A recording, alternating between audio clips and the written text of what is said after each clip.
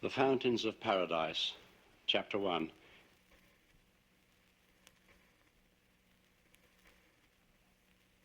From Paradise to Tobrobany is 40 leagues. There may be heard the sound of the Fountains of Paradise. So reported Friar Marignolli when he visited the island in the year 1335. Kalidasa. The crown grew heavier with each passing year. When the venerable Bodhidharma Mahanaikathero had so reluctantly first placed it upon his brow, Prince Kalidasa was surprised by its lightness. Now, 20 years later, King Kalidasa gladly relinquished the jewel-encrusted band of gold whenever court etiquette allowed. There was little of that here upon the windswept summit of the rock fortress.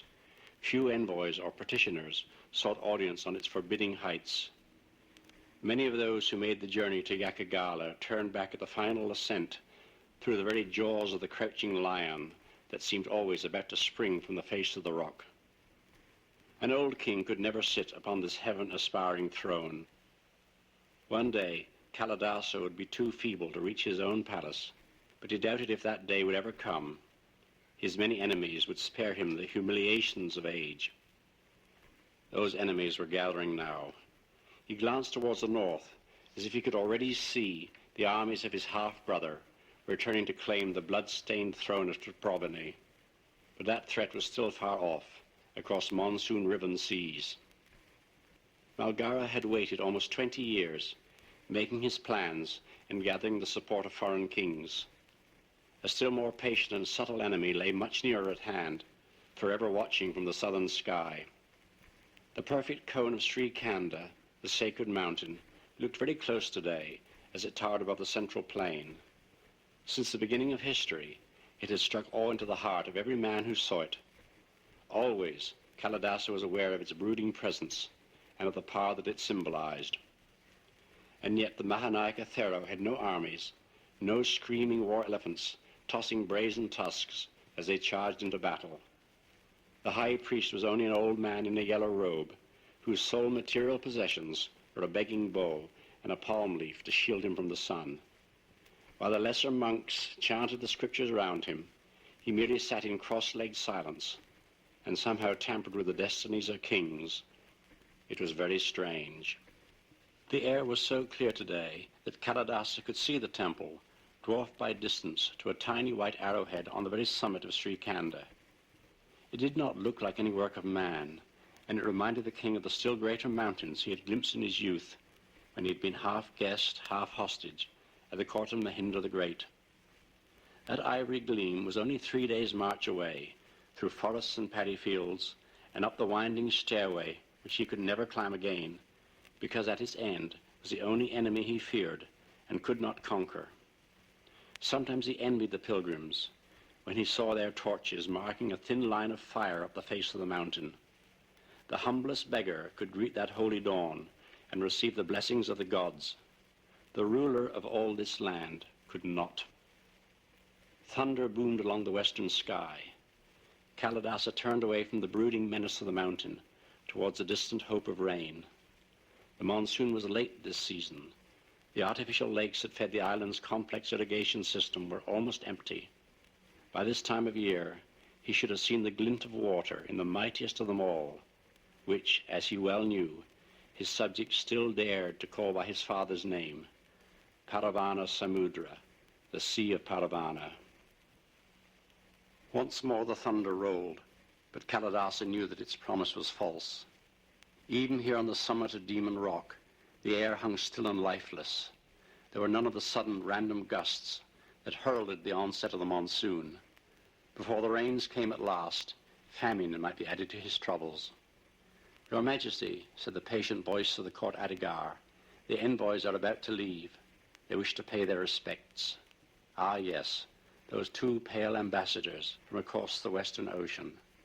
He would be sorry to see them go, for they had brought news in their abominable Taprobani of many wonders, though none, they were willing to admit, that equaled this fortress palace in the sky. Kalidasa turned his back upon the white-capped mountain and the parched, shimmering landscape, and began to descend the granite steps to the audience chamber. Behind him, the chamberlain and his aides bore gifts of ivory and gems for the tall, proud men who were waiting to say farewell. Soon they would carry the treasures of Toprobony across the sea to a city younger by centuries than Ranapura, and perhaps, for a little while, divert the brooding thoughts of the Emperor Hadrian. His robes a flare of orange against the white plaster of the temple walls, the Mahanaikathera walked slowly to the northern parapet. Far below lay the checkerboard of paddy fields, stretching from horizon to horizon, dark lines of irrigation channels, the blue gleam of the Paravana Samudra, and beyond that inland sea, the sacred domes of Ranapura, floating like ghostly bubbles, impossibly huge when one realized their true distance. Only one thing jarred in all this exquisitely patterned landscape. Tiny though it appeared from this altitude, the gray boulder of Demon Rock seemed an alien intruder. From this distance, of course, it was impossible to see any details of Kalidasa's folly, except for a faint line that hinted at the outer rampart of the pleasure gardens. Yet once it had been experienced, such was the impact of Demon Rock that it was impossible to forget. The Mahanaikathera could see in imagination, as clearly as if he stood between them, the immense lion's claws protruding from the sheer face of the cliff, while overhead loomed the battlements upon which, it was easy to believe, the accursed king still walked. Thunder crashed down from above, rising swiftly to such a crescendo of power that it seemed to shake the mountain itself. In a continuous, sustained concussion, it raced across the sky, dwindling away into the east. For long seconds, echoes rolled around the rim of the horizon. No one could mistake this as any herald of the coming rains. They were not scheduled for another 3 weeks, and monsoon control was never in error by more than 24 hours. When the reverberations had died away, the Mahanaika turned to his companion. "So much for dedicated re-entry corridors," he said, with slightly more annoyance than an exponent of the Dharma should permit himself. "Did we get a meter reading?" The younger monk spoke briefly into his wrist microphone and waited for a reply. Yes, it peaked at 120. That's 5 dB above the previous record. Send the usual protest to Kennedy or Gagarin Control, whichever it is. On second thoughts, complain to them both. Not that it will make any difference, of course. As his eye traced the slowly dissolving vapor trail across the sky, Bodhidharma Mahanaikathero, 85th of his name, had a sudden and most unmonkish fantasy. Kalidasa would have had a suitable treatment for spaceline operators who thought only of dollars per kilogram to orbit, something that probably involved impalement, or metal-shod elephants, or boiling oil. But life, of course, had been so much simpler 2,000 years ago. Demon Rock. The little amphitheater faced the western wall of Yakagala, its 200 seats all carefully orientated so that each spectator looked up into the laser projectors at the correct angle. Already it was so dark that the rock was invisible, revealing its presence only as a huge black shadow eclipsing the early stars. Then, out of that darkness, there came the slow beating of a muffled drum, and presently a calm, dispassionate voice. This is the story of a king who murdered his father and was killed by his brother. In the blood-stained history of mankind, that is nothing new. But this king left an abiding monument, and a legend which has endured for centuries. His name was Kalidasa, and he was born 100 years after Christ in Ranapura, city of gold, for centuries the capital of the Taprobanian kings. But there was a shadow across his birth. The music became louder as flutes and strings joined the throbbing drum. A point of light began to burn on the face of the rock. Then, abruptly, it expanded, and suddenly it seemed to Morgan that a magic window had opened into the past to reveal a world more vivid and colorful than life itself. He saw the joy of King Paravana when his favorite concubine presented him with his firstborn son, and understood how that joy was both augmented and diminished when, only 24 hours later, the queen herself produced a better claimant to the throne. Though first in time, Kalidasa would not be first in precedence, and so the stage was set for tragedy. In the early years of their boyhood, Kalidasa and his half-brother Malgara were the closest of friends. They grew up together quite unconscious of their rival destinies and the intrigues that festered around them. The first cause of trouble had nothing to do with the accident of birth. It was only a well-intentioned, innocent gift. To the court of King Paravana came envoys bearing tribute from many lands, silk from Cathay, gold from Hindustan, burnished armor from imperial Rome. And one day a simple hunter from the jungle ventured into the great city, bearing a gift which, he hoped, would please the royal family. Although he had never been very fond of animals, Morgan had to admit that the tiny snow-white monkey that nestled so trustingly in the arms of young Prince Kalidasa was very endearing.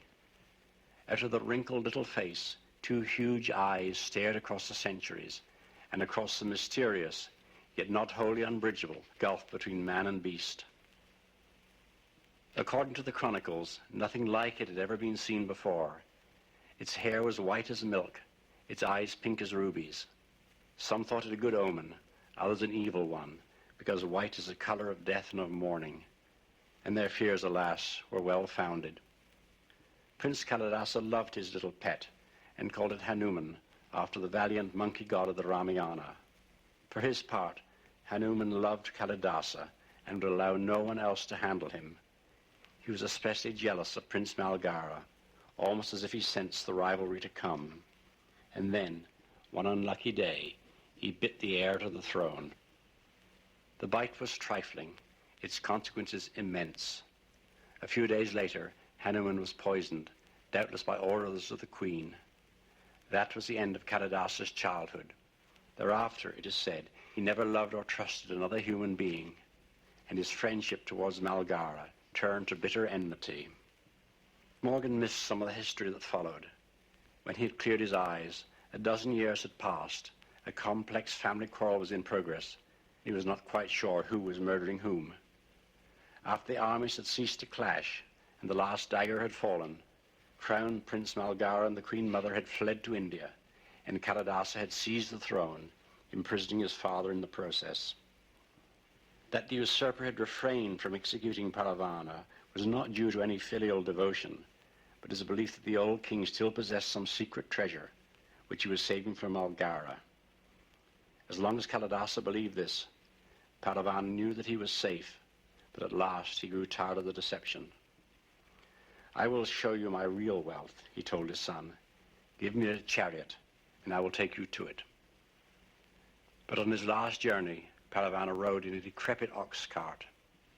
To Kalidasa's surprise, his father ordered the cart to carry him to the great artificial lake that irrigated the central kingdom, the completion of which had occupied most of his reign. He walked along the edge of the huge bund and gazed at his own statue, twice life-size, that looked out across the waters. "Farewell, old friend," he said, addressing the towering stone figure that symbolized his lost power and glory, and which held forever in its hands the stone map of this inland sea. "Protect my heritage." Then, closely watched by Kalidasa and his guards, he descended the spillway steps, not pausing even at the edge of the lake. When he was waist deep, he scooped up the water and threw it over his head, then turned towards Kalidasa with pride and triumph. "Here, my son," he cried, waving towards the leagues of pure, life-giving water. "Here is all my wealth." "Kill him," screamed Kalidasa, mad with rage and disappointment. And the soldiers obeyed. Malgara. Not even his closest comrades could read the expression on Prince Malgara's face when, for the last time, he gazed upon the brother who had shared his boyhood. The battlefield was quiet now. Even the cries of the injured had been silenced by healing herb or yet more potent sword. After a long while, the prince turned to the yellow-robed figure standing by his side. "You crowned him, venerable Bodhidharma. Now you can do him one more service. See that he receives the honors of a king." For a moment, the prelate did not reply. Then he answered softly, "He destroyed our temples and scattered the priests. If he worshipped any god, it was Siva. Malgara bared his teeth in the fierce smile that the Mahanayaka was to know all too well in the years that were left to him. "Reverend sire," said the prince, in a voice that dripped venom, "he was the firstborn of Paravana the Great. He sat on the throne of Tribhuvan, and the evil that he did dies with him. When the body is burned, you will see that the relics are properly entombed before you dare set foot upon Sri Khanda again." The Mahanayaka Thero bowed, ever so slightly. "It shall be done, according to your wishes." "And there is another thing," said Malgara, speaking now to his aides. "The fame of Kalidasa's fountains reached us even in Hindustan. We would see them once before we march on Ranapura." From the heart of the pleasure gardens, which had given him such delight, the smoke of Kalidasa's funeral pyre rose into the cloudless sky, disturbing the birds of prey who had gathered from far and wide. Grimly content, though sometimes haunted by sudden memories, Malgara watched the symbol of his triumph spiraling upwards, announcing to all the land that the new reign had begun. As if in continuation of their ancient rivalry, the water of the fountain challenged the fire, leaping skyward before it fell back to shatter the surface of the reflecting pool. But presently, long before the flames had finished their work, the reservoirs began to fail, and the jets collapsed in watery ruin. Before they rose again in the gardens of Kalidasa, imperial Rome would have passed away, Copernicus would have dethroned the earth from the center of the universe, the Declaration of Independence would have been signed, and men would have walked upon the moon. Malgara waited until the pyre had disintegrated into a final brief flurry of sparks. As the last smoke drifted against the towering face of Yakagala, he raised his eyes towards the palace on its summit and stared for a long time in silent appraisal. "No man should challenge the gods," he said at last. "Let it be destroyed." The ultimate bridge. Rajasingha released the pause button on the projector, and the frozen statue came instantly to life. "My name is Vannevar Morgan. I am Chief Engineer of Terran Construction's Land Division. My last project was the Gibraltar Bridge. Now I want to talk about something incomparably more ambitious." Rajasingha glanced round the room. Morgan had hooked them, just as he had expected. The space age is almost 200 years old. For more than half that time, our civilization has been utterly dependent upon the host of satellites that now orbit Earth. Global communications, weather forecasting and control, land and ocean resources banks, postal and information services. If anything happened to their spaceborne systems, we would sink back into a dark age. During the resultant chaos, disease and starvation would destroy much of the human race. But now we are faced with a fundamental problem, an obstacle that stands in the way of all future progress. Although generations of research have made the rocket the most reliable form of propulsion ever invented. "Has he considered bicycles?" muttered Sarth.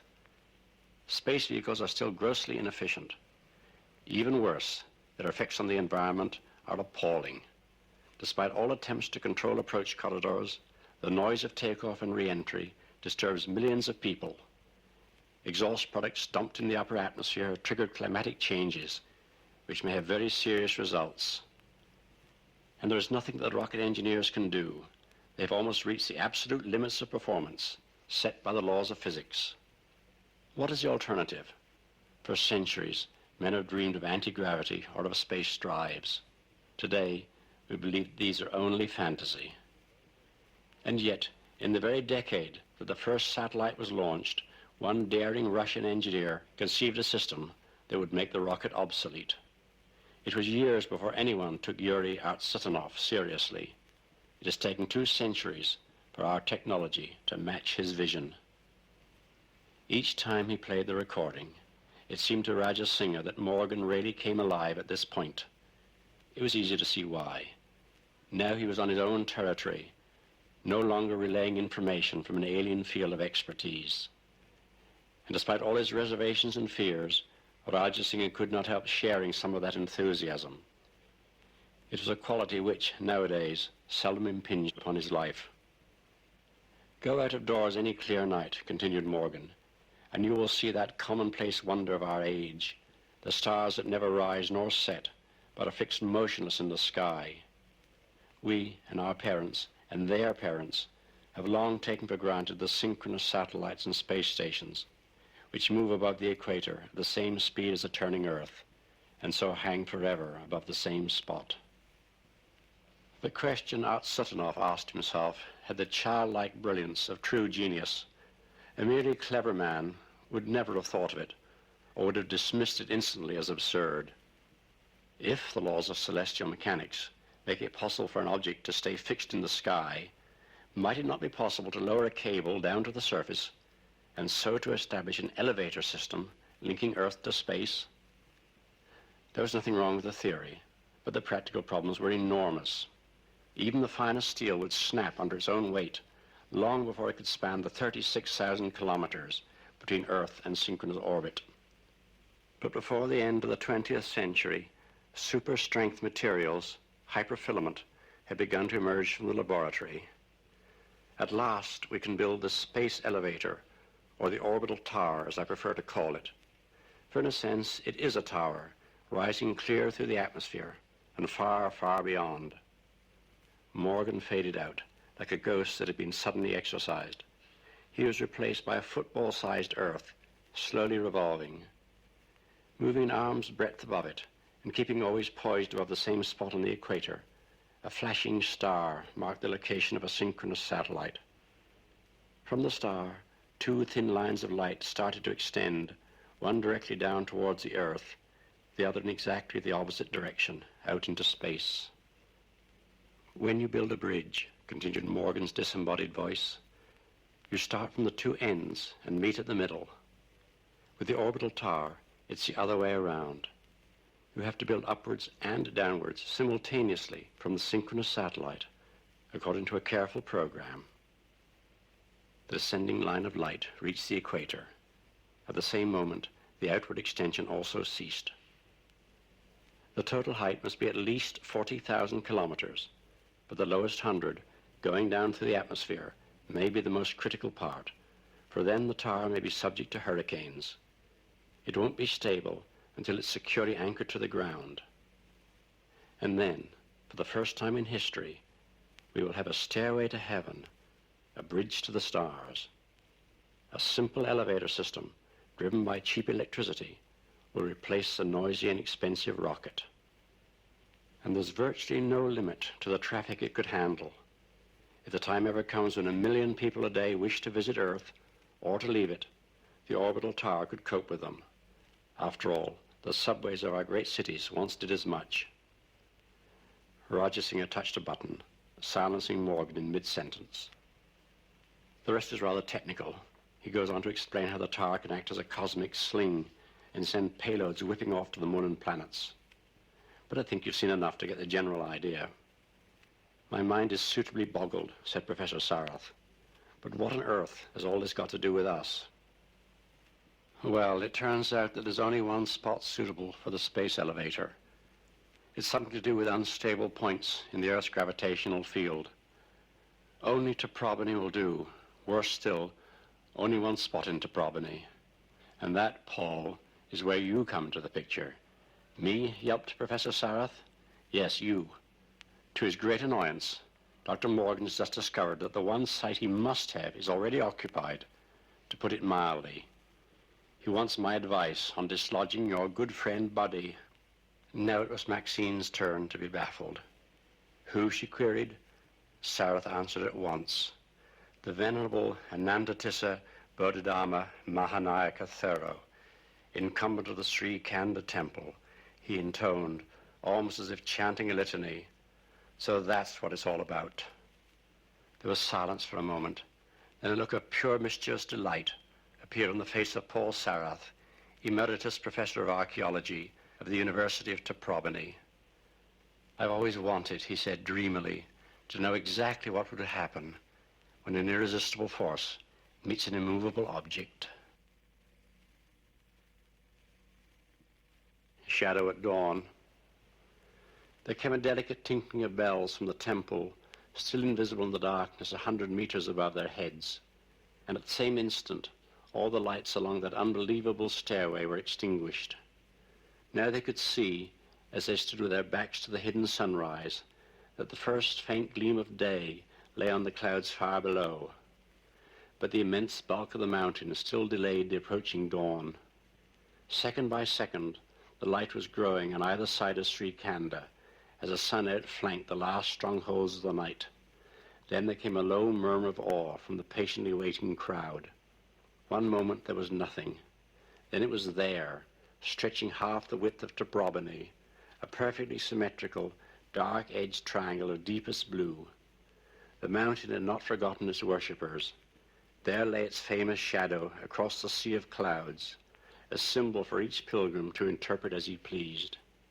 It seemed almost solid in its rectilinear perfection, like some overturned pyramid rather than a mere phantom of light and shade.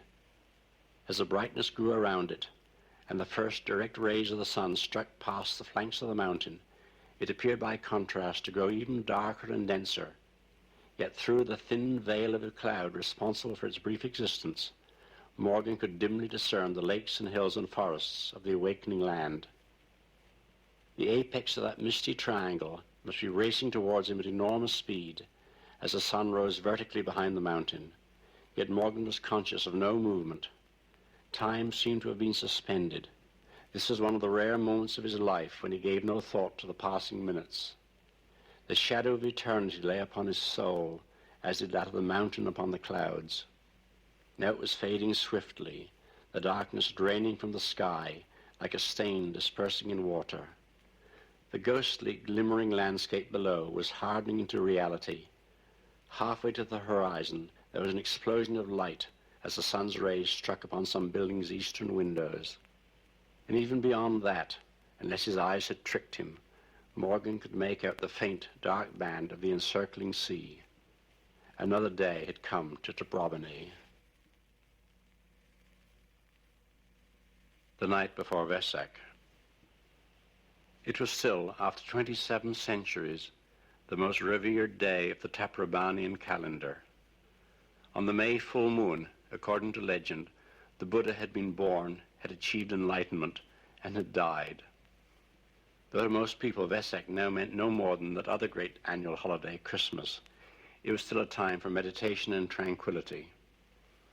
For many years, monsoon control had guaranteed that there would be no rain on the nights of Vesak, plus and minus one. And for almost as long, Raja Singha had gone to the royal city 2 days before the full moon, on a pilgrimage that annually refreshed his spirit. Only the sharpest eye could have noticed that the huge yellow moon lifting above the bell-shaped domes of the ancient Dagobas was not yet a perfect circle. The light it gave was so intense that only a few of the most brilliant satellites and stars were visible in the cloudless sky, and there was not a breath of wind. Twice, it was said, Kalidasa had stopped on this road when he had left Ranapura forever. The first halt was at the tomb of Hanuman, the love companion of his boyhood, and the second was at the shrine of the dying Buddha.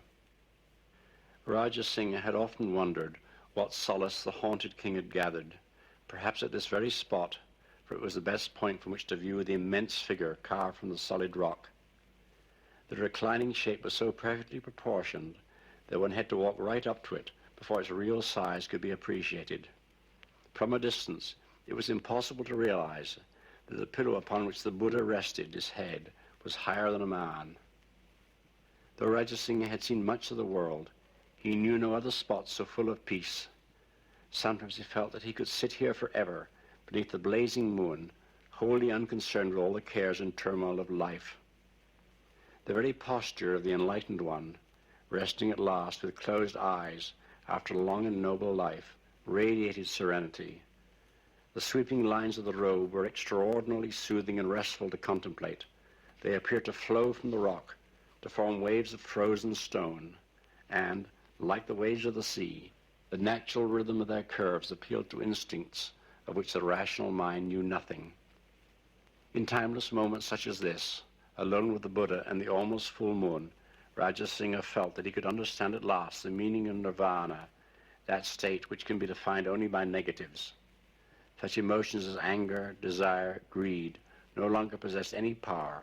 Indeed, they were barely conceivable. It could not last, of course.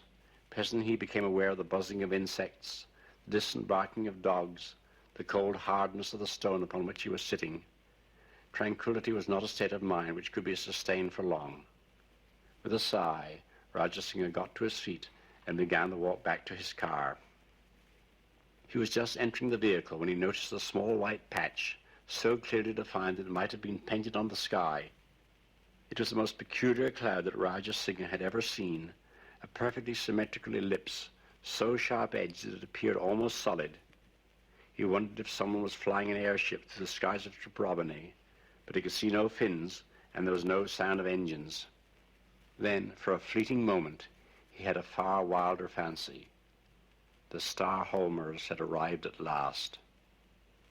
But that, of course, was absurd. Even if they had managed to outrun their own radio signals, they could hardly have traversed the whole solar system and descended into the skies of Earth without triggering all the traffic radars in existence. The news had been broken hours ago. Rather to his surprise, Rajasingha felt a mild sense of disappointment. And now, as the apparition came closer, he could see that it was indeed a cloud, because it was getting slightly frayed around the edges. Its speed was impressive. It seemed to be driven by a private gale, of which there was still no trace here at ground level. So the scientists of monsoon control were at it again, testing their mastery of the winds. What, Rajasingha wondered, would they think of next?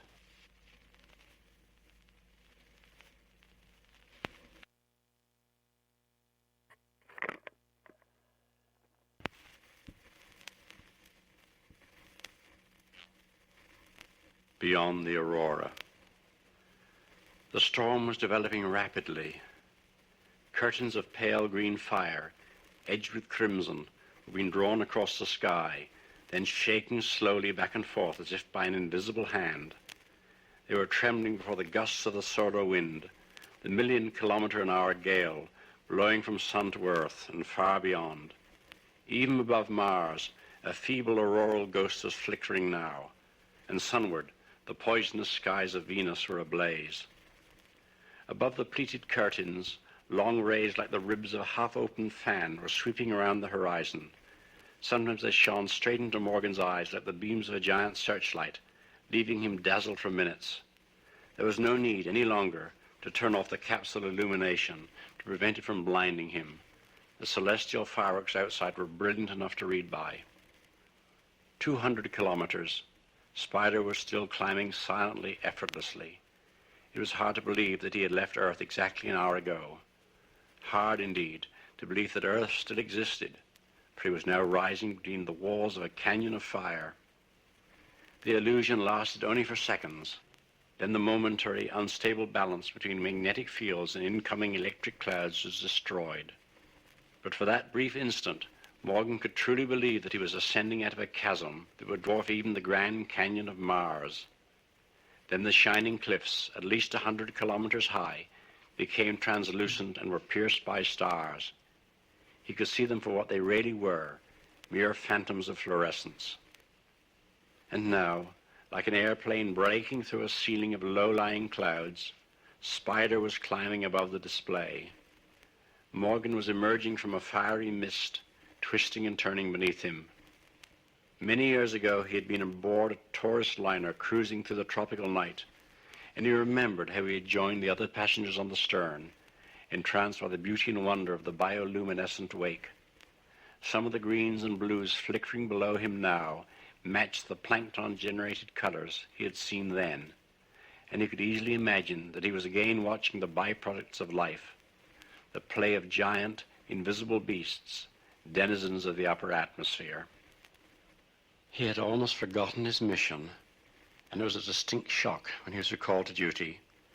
"How's power holding up?" Kingsley asked. "You've only another 20 minutes on that battery." Morgan glanced at his instrument panel. "It's dropped to 95%, but my rate of climb has increased by 5%. "That's about right. Spider's feeling the lower gravity. It's already down by 10% at your altitude."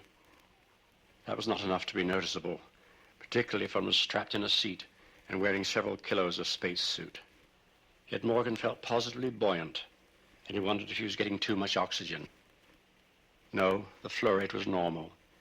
It must be the sheer exhilaration produced by that marvelous spectacle beneath him, though it was diminishing now, drawing back to north and south, as if retreating to its polar strongholds. That, and the satisfaction of a task well begun, using a technology that no man had ever before tested to such limits. The explanation was perfectly reasonable, but he was not satisfied with it. It did not wholly account for his sense of happiness, even of joy. Warren Kingsley, who was fond of diving, had often told him that he felt such an emotion in the weightless environment of the sea. Morgan had never shared it, but now he knew what it must be like. He seemed to have left all his cares down on the planet hidden below the fading loops and traces of the Aurora. The stars were coming back into their own, no longer challenged by the eerie intruder from the poles. Morgan began to search the zenith, not with any high expectations, wondering if the tower was yet in sight. But he could make it only the first few meters, still lit by the faint auroral glow of the narrow ribbon up which Spider was swiftly and smoothly climbing. That thin band upon which his own life, and 7 others, now depended was so uniform and featureless that it gave no hint of the capsule's speed. Morgan found it difficult to believe that it was flashing through the drive mechanism at more than 200 kilometers an hour. And with that thought, he was suddenly back in his childhood and knew the source of his contentment. He had quickly recovered from the loss of that first kite and had graduated to larger and more elaborate models. Then, just before he had discovered Meccano and abandoned kites forever, he had experimented briefly with toy parachutes. Morgan liked to think that he invented the idea himself, though he might well have come across it somewhere in his reading or viewing. The technique was so simple that generations of boys must have rediscovered it. First he had whittled a thin strip of wood about 5 centimeters long and fastened a couple of paper clips onto it. Then he'd hooked these round the kite string so that the little device could slide easily up and down. Next he had made a handkerchief-sized parachute of rice paper with silk strings. A small square of cardboard served as a payload. When he had fastened that square to the wooden strip by a rubber band, not too firmly, he was in business. Blown by the wind, the little parachute would go sailing up the string, climbing the graceful catenary to the kite. Then Morgan would give a sharp tug, and the cardboard weight would slip out of the rubber band. The parachute would float away into the sky, while the wooden wire rider came swiftly back to his hand in readiness for the next launch. With what envy he had watched his flimsy creations drift effortlessly out to sea. Most of them fell back into the water before they had traveled even 1 kilometer, but sometimes a little parachute would still be bravely maintaining altitude when it vanished from sight. He liked to imagine that these lucky voyagers reached the enchanted islands of the Pacific, but though he had written his name and address on the cardboard squares, he never received any reply. Morgan could not help smiling at these long-forgotten memories, yet they explained so much. The dreams of childhood had been far surpassed by the reality of adult life. He had earned the right to his contentment. "Coming up to 380, said Kingsley. "How's the power level?" "Beginning to drop, down to 85%. The battery's starting to fade." "Well, if it holds out for another 20 kilometers, it will have done its job. How do you feel?" Morgan was tempted to answer with superlatives, but his natural caution dissuaded him. "I'm fine," he said. "If you could guarantee a display list for all our passengers, we wouldn't be able to handle the crowds." "Perhaps it could be arranged," laughed Kingsley. "We could ask Monsoon Control to dump a few barrels of electrons in the right places. Not their usual line of business, but they're good at improvising, aren't they?" Morgan chuckled, but did not answer. His eyes were fixed on the instrument panel, where both power and rate of climb were now visibly dropping. But this was no cause for alarm. Spider had reached 385 kilometers out of the expected 400, and the booster battery still had some life in it. At 390 kilometers, Morgan started to cut back the rate of climb until Spider crept more and more slowly upwards. Eventually, the capsule was barely moving, and it finally came to rest just short of 405 kilometers. "I'm dropping the battery," Morgan reported. "Mind your heads." A good deal of thought had been given to recovering that heavy and expensive battery, but there had been no time to improvise a braking system that would let it slide safely back, like one of Morgan's kite riders. And though a parachute had been available, it was feared that the shrouds might become entangled with the tape. Fortunately, the impact area, just 10 kilometers east of the Earth terminus, lay in dense jungle. He turned the safety key and then pressed the red button that fired the explosive charges. Spider shook briefly as it detonated. Then he switched to the internal battery, slowly released the friction brakes, and again fed power into the drive motors. The capsule started to climb on the last lap of its journey. But one glance at the instrument panel told Morgan that something was seriously wrong. Spider should have been rising at over 200 kilometers an hour. It was doing less than 100, even at full power. No tests or calculations were necessary. Morgan's diagnosis was instant, for the figures spoke for themselves. Sick with frustration, he reported back to Earth. "We're in trouble," he said. "The charges blew, but the battery never dropped. Something's still holding it on." It was unnecessary, of course, to add that the mission must now be aborted. Everyone knew perfectly well that Spider could not possibly reach the base of the tower, carrying several hundred kilos of dead weight. The falling Fireflies. This is Friendship 7. I'll try to describe what I mean here. I'm in a big mass of some very small particles that are brilliantly lit up like they're luminescent. They're coming by the capsule and they look like little stars. As I looked back out of the window, I had literally thousands of small luminous particles swirling around the capsule. Commander John Glenn, Mercury Capsule, 1962, February 20. With the old-style spacesuits, reaching that butterfly nut would have been completely out of the question. Even with the flexi-suit that Morgan was now wearing, it might still be difficult, but at least he would make the attempt. Very carefully, because more lives than his own now depended upon it, he rehearsed the sequence of events. He must check the suit, depressurize the capsule, and open the hatch, which, luckily, was almost full length. Then he must release the safety belt, get down on his knees, if he could, and reach for that butterfly nut. Everything depended upon its tightness. There were no tools of any kind aboard Spider, but Morgan was prepared to match his fingers, even in space gloves, against the average small wrench. He was just about to describe his plan of operations in case anyone on the ground could find a fatal flaw, when he became aware of a certain mild discomfort. He could readily tolerate it for much longer if necessary, but there was no point in taking chances. If he used the capsule's own plumbing, he would not have to bother with the awkward diver's friend incorporated in the suit.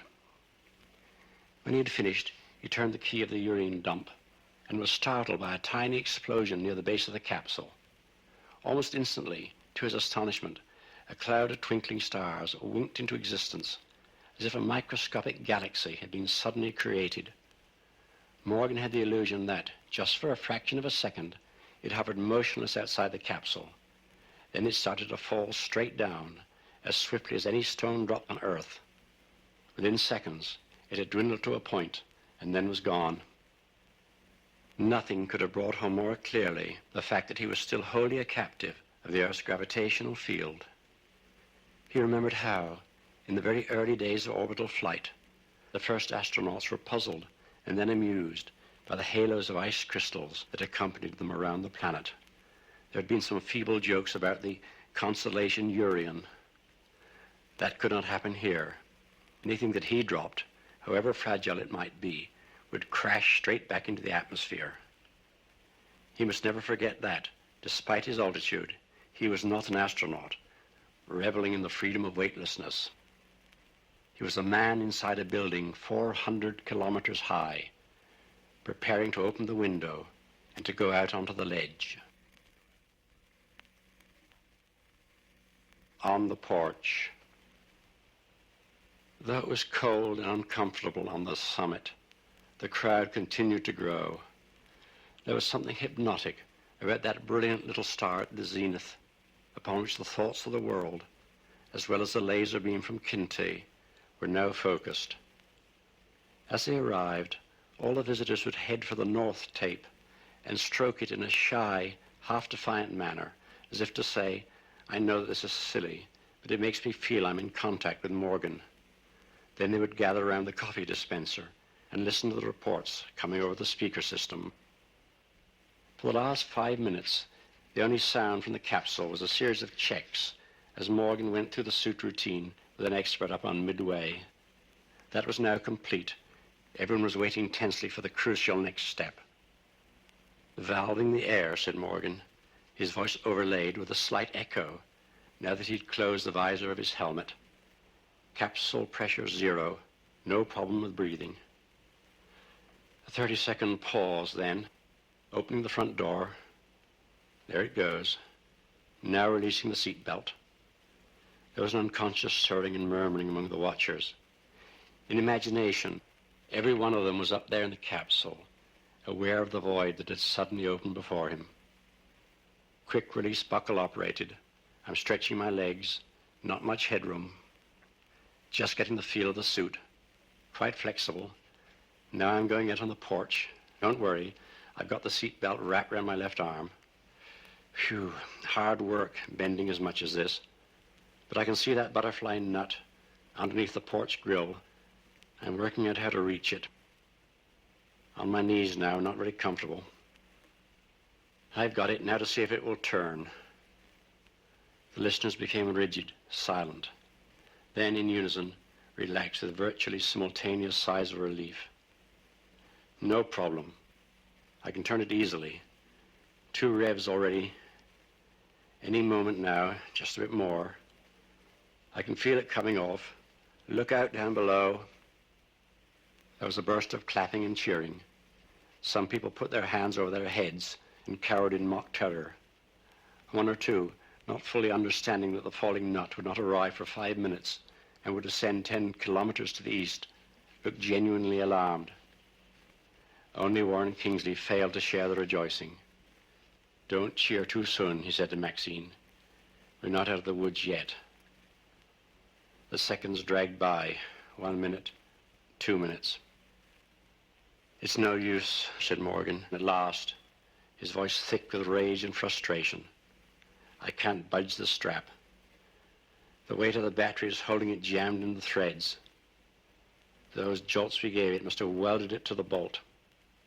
Come back as quickly as you can, said Kingsley. There's a new power cell on the way, and we can manage a turnaround in less than an hour. So we can still get to the tower in, say 6 hours. Barring any further accidents, of course. Precisely, thought Morgan. He would not care to take Spider up again without a thorough check of the much-abused braking mechanism. Nor would he trust himself to make a second trip. He was already feeling the strain of the last few hours, and fatigue would soon be slowing down his mind and body, just when he needed maximum efficiency from both. He was back in the seat now, but the capsule was still open to space, and he had not yet refastened his safety belt. To do so would be to admit defeat, and that had never been easy for Morgan. The unwinking glare of the Kinte laser, coming from almost immediately above, still transfixed him with its pitiless light. He tried to focus his mind upon the problem, as sharply as that beam was focused upon him. All that he needed was a metal cutter, a hacksaw, or a pair of shears that could sever that restraining strap. Once again he cursed the fact that there was no toolkit aboard Spider. Even so, it could hardly have contained what he needed. There were megawatt hours of energy stored in Spider's own battery. Could he use that in any way? He had a brief fantasy of establishing an arc and burning through the strap, but even if suitable heavy conductors were available, and of course they weren't, the main power supply was inaccessible from the control cab. Warren and all the skilled brains gathered around him had failed to find any solution. He was on his own, physically and intellectually. It was, after all, the situation he had always preferred. And then, just as he was about to reach out and close the capsule door, Morgan knew what he had to do. All the time, the answer had been right by his fingertips. The other passenger. To Morgan, it seemed that a huge weight had lifted from his shoulders. He felt completely, irrationally confident. This time, surely, it had to work. Nevertheless, he did not move from his seat until he had planned his actions in minute detail. And when Kingsley, sounding a little anxious, once again urged him to hurry back, he gave an evasive answer. He did not wish to raise any false hopes, on Earth or in the tower. "I'm trying an experiment," he said. "Leave me alone for a few minutes."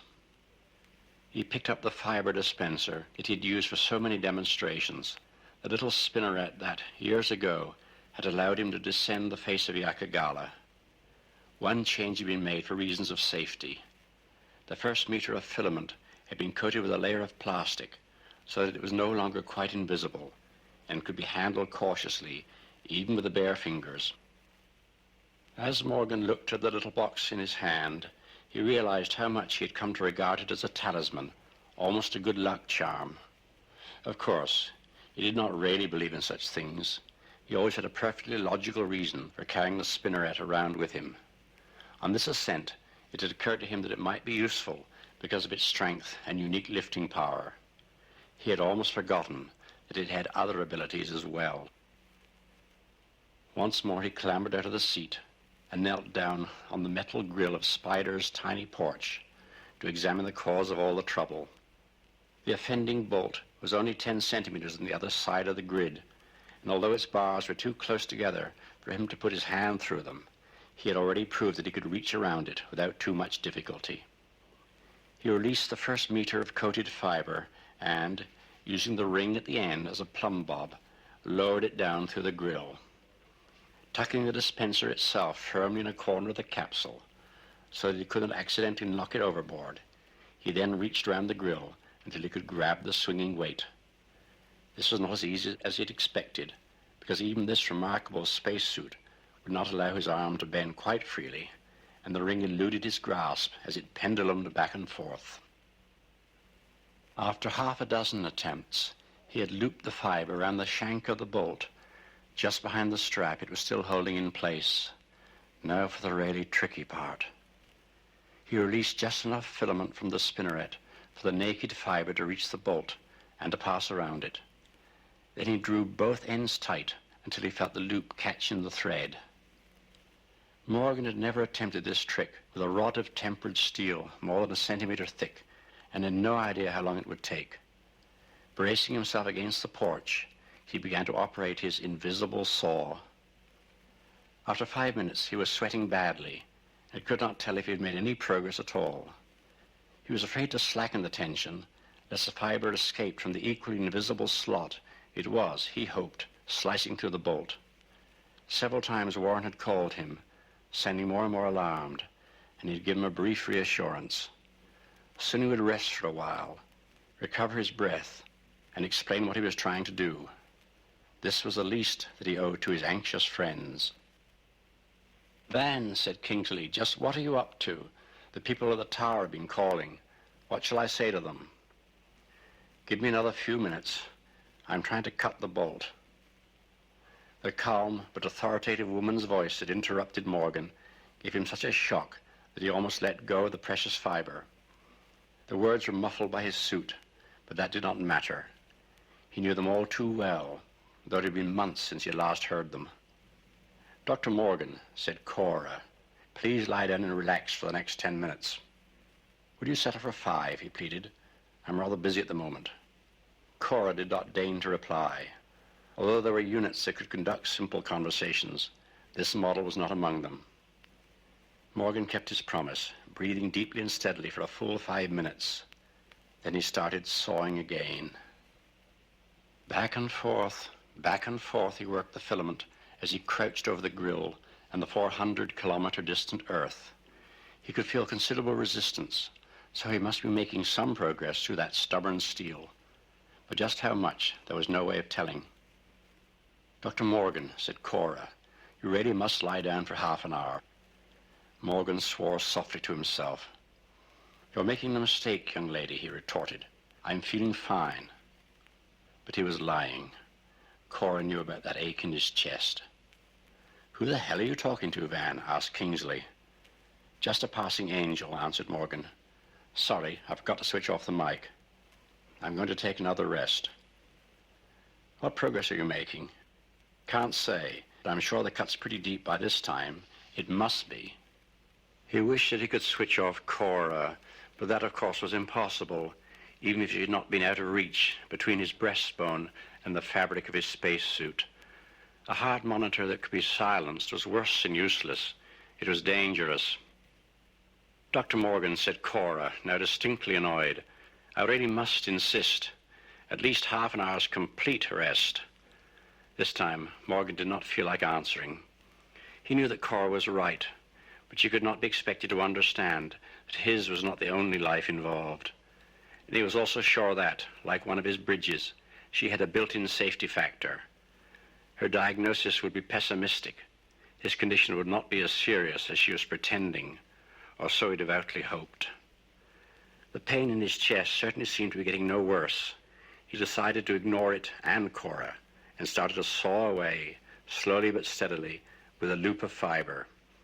He would keep going, he told himself grimly, just as long as was necessary. The warning he had relied upon never came. Spider lurched violently as a quarter-ton of deadweight ripped away, and Morgan was almost pitched out into the abyss. He dropped the spinneret and grabbed for the safety belt. Everything seemed to happen in dreamlike slow motion. He had no sense of fear, only an utter determination not to surrender to gravity without a fight. But he could not find the safety belt. It must have swung back into the cabin. He was not even conscious of using his left hand, but suddenly he realized that it was clamped around the hinges of the open door. Yet still he did not pull himself back into the cabin. He was hypnotized by the sight of the falling battery, slowly rotating like some strange celestial body as it dwindled from sight. It took a long time to vanish completely, and not until then did Morgan drag himself to safety and collapse into his seat. For a long time he sat there, his heart hammering, awaiting Cora's next indignant protest. To his surprise, she was silent, almost as if she too had been equally startled. Well, he would give her no further cause for complaint. From now on, he would sit quietly at the controls, trying to relax his jangled nerves. When he was himself again, he called the mountain. "I've got rid of the battery," he said, and heard the cheers float up from Earth. "As soon as I've closed the hatch, I'll be on my way again. Tell Sasui and Co. to expect me in just over an hour. And thank Kinty for the light. I don't need it now." He repressurized the cabin, opened the helmet of his suit, and treated himself to a long, cold sip of fortified orange juice. Then he engaged drive and released the brakes, and lay back with a sense of overwhelming relief as Spider came up to full speed. He'd been climbing for several minutes before he realized what was missing. In anxious hope, he peered out at the metal grill of the porch. No, it was not there. Well, he could always get another spinneret to replace the one now following the discarded battery back to Earth. It is a small sacrifice for such an achievement. Strange, therefore, that he was so upset and unable fully to enjoy his triumph. He felt that he had lost an old and faithful friend. The last dawn. Almost directly overhead was the dazzling beacon of Ashoka, poised forever above Hindustan. Halfway down the east was Confucius, while high up in the west shone Kinte and Imhotep. These were merely the brightest signposts along the equator. There were literally scores of others, all of them far more brilliant than Sirius. As he stared at the diamond necklace stretched across the sky, Morgan's sleepy mind slowly transformed into something far more impressive. With only a slight effort of the imagination, those man-made stars became the lights of a titanic bridge. He drifted into still wilder fantasies. What was the name of the bridge into Valhalla, across which the heroes of the Norse legends passed from this world to the next? He could not remember, but it was a glorious dream. The thin crescent of the waning moon had lifted unobtrusively above the eastern horizon, already aglow with the first hint of dawn. Earthshine lit the entire lunar disk so brilliantly that Morgan could see much of the nightland detail. He strained his eyes in the hope of glimpsing that loveliest of sights, never seen by earlier ages, a star within the arms of the crescent moon. But none of the cities of man's second home was visible tonight. Only 200 kilometers, less than an hour to go. There was no point in trying to keep awake. Spider had automatic terminal programming and would touch gently down without disturbing his sleep. The pain woke him first. His heart monitor was a fraction of a second later. "Don't try to move," Cora said soothingly. "I've radioed for help. The ambulance is on the way." That was funny. But don't laugh, Morgan ordered himself. The little computer was only doing her best. Warren was calling him, but the words were far away and had little meaning. He could recognize the anxiety in his friend's voice and wished that he could do something to alleviate it. But he had no strength left to deal with this problem or with any other. Now he could not even hear the words. A faint but steady roar had obliterated all other sounds. Though he knew that it existed only in his mind or in the labyrinthine channels of his ears, it seemed completely real. He could believe that he was standing at the foot of some great waterfall. It was growing fainter, softer, more musical, and suddenly he recognized it. How pleasant to hear once more, on the silent frontier of space, the sound he remembered from his very first visit to Yakagala. Gravity was drawing him home again, as through the centuries its invisible hand had shaped the trajectory of the fountains of paradise. But he had created something that gravity could never recapture, as long as men possessed the wisdom and the will to preserve it. How cold his legs were. What had happened to Spider's life support system? But soon it would be dawn, then there would be warmth enough. The stars were fading, far more swiftly than they had any right to do. That was strange. Though the day was almost here, everything around him was growing dark, and the fountains were sinking back into the earth, their voices becoming fainter, fainter, fainter. And now there was another voice, but Vannevar Morgan did not hear it. Between brief, piercing bleeps, Cora cried to the approaching dawn. "Help! Will anyone who hears me please come at once? This is a Cora emergency. Help! Will anyone who hears me please come at once?"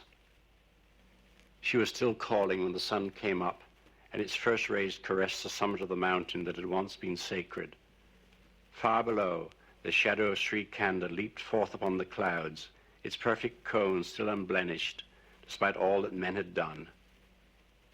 There were no pilgrims now to watch that symbol of eternity lie across the face of the awakening land.